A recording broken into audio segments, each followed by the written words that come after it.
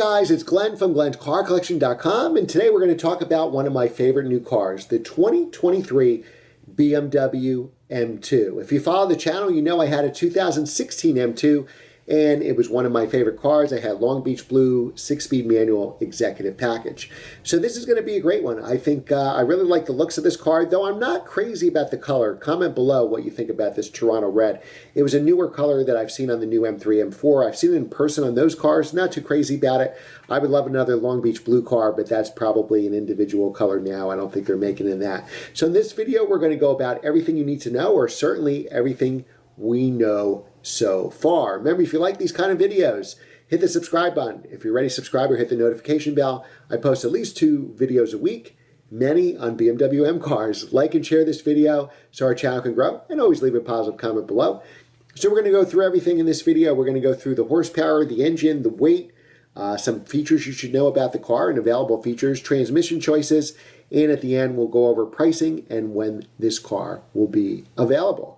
All right, so BMW finally leaked pictures last week on the car, so I thought it'd be good to do a video. So great things about this car. First of all, it has BMW M's twin-turbo S58 inline 6-cylinder engine. Now, in this, guys, in the M2, it's going to produce 453 horsepower. If you're not familiar, if you've been living under a rock and you're not familiar with the S58 engine, it's the same engine you get on the new M3, M4, and X3M. So we've done an M4 manual, new one, with the big grills on this channel, which I loved. We also did an X3M, I think, a couple times on this channel, and that's a great car, too. Still trying to find an M3 competition X Drive to review.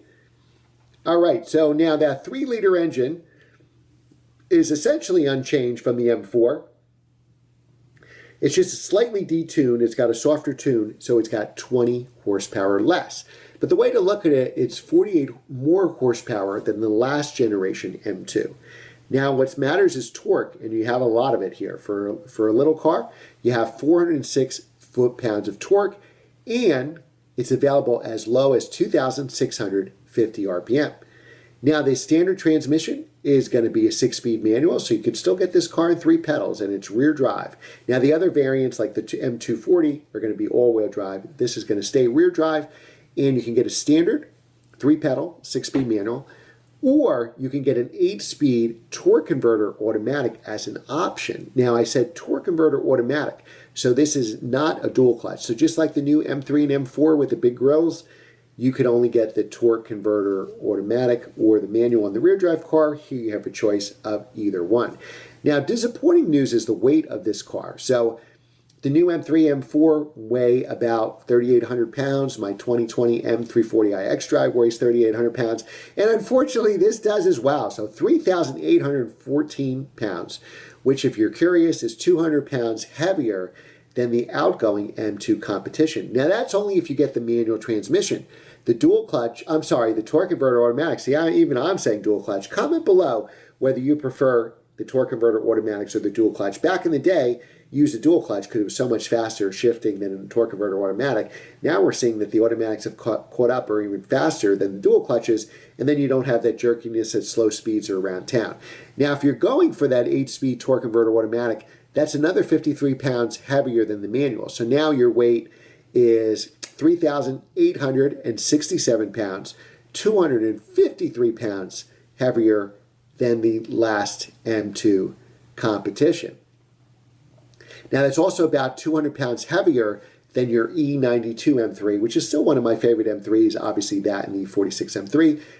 If you follow the channel, you know I had an E90 M3 Interlagos Blue Slick Top 6-speed manual. It was a great 4-door car. Now, it's only 16 pounds lighter than the bigger, obviously more powerful M3 and M4. Now, you can get a carbon fiber roof on this car, and BMW has yet to announce how much weight will be saved. All right, so next let's talk about top speeds. So the top speed, like most BMWs, is electronically limited to 155 miles an hour, but if you get the optional M Drivers package, that is lifted and your new top speed will be 177. 0 to 60 times. Now keep in mind, BMW is very conservative with 0 to 60 times. I believe my 2016 M2 is about 4.4, 4.5 seconds with a 6-speed and about 4.1, 4.2 with the dual clutch. Remember, it was a dual clutch, not a torque converter automatic. So now for the automatic M2, BMW is quoting, and I'm sure you can beat these times by a couple tenths of a second in the right conditions and the right driver. They're quoting 3.9 seconds for the automatic or 4.1 seconds for the manual. Now, as far as wheelbase goes, this car has the M2 compared to the M4 now, right? Is it a baby M4? Well, let's find out. It has the same drivetrain and track width as the M4, but its wheelbase is 4.3 inches shorter. So this has a 108-inch wheelbase. Now they've also stiffened up the chassis, front subframe, reinforcements in the seat pillars, trunk area. Now adaptive suspension is standard, and so is an active M differential. Now brakes have been upgraded too, right? You have a powerful car, you're probably going to drive fast, you need really good brakes. So the front brake calipers are actually 6-piston, and they're on 15-inch discs. We're going to have 19-inch wheels in the front, 20 inches in the rear, and just like the previous generations of M2 and M2 competition, they're going to be wrapped in summer performance tires. Now, what's a great option for these cars is you can get the carbon buckets just like the new M3 and the M4. That's available as an option. And if you're going to get those, you might as well get the whole carbon package, which gives you the seats, the carbon roof, and extra carbon on the interior. Now, just like regular, you've seen pictures in the videos here, you're going to have the M1 and M2 buttons, just like you have on the M3, M4, M5 now. We've reviewed all those cars. Rev matching is going to be standard on the manual M2. So it was standard in my 2016, and you had to essentially shed off all the nannies to take it off.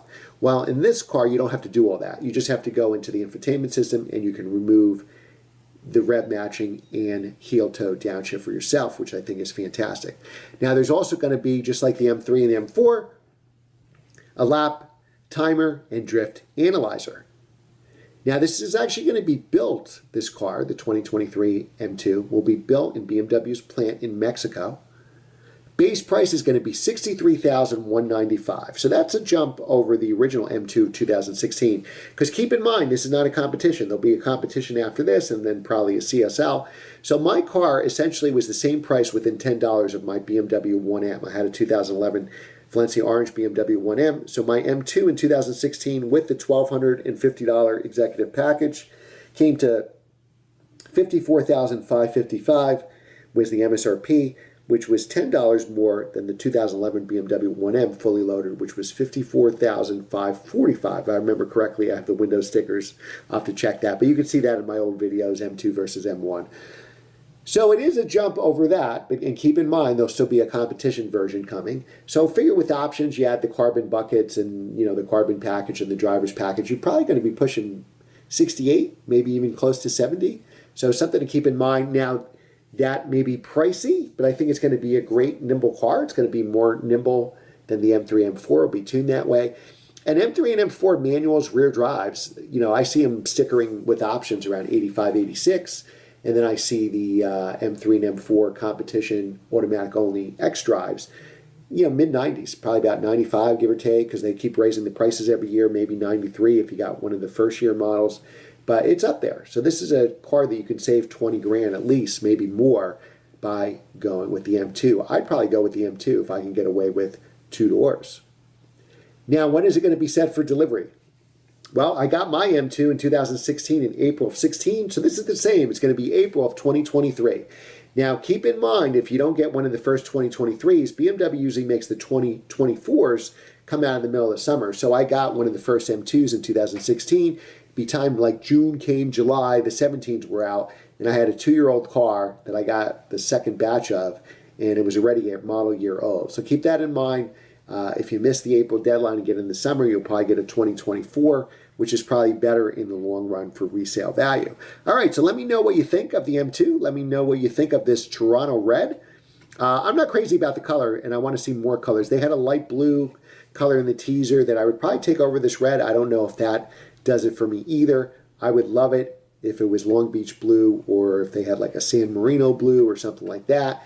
I know a lot of people like Hockenheim silver from the last car. I'm sure you'll be able to get it in standard BMW M car colors that we see a lot, which is black sapphire and mineral gray. I don't know if there'll be a Nardo gray availability, but let me know what color you would choose this in. What transmission would you get? And would you get the carbon buckets? All right, guys, thanks for watching. Remember to like, share, and subscribe. Leave a comment below, and I will see you next time.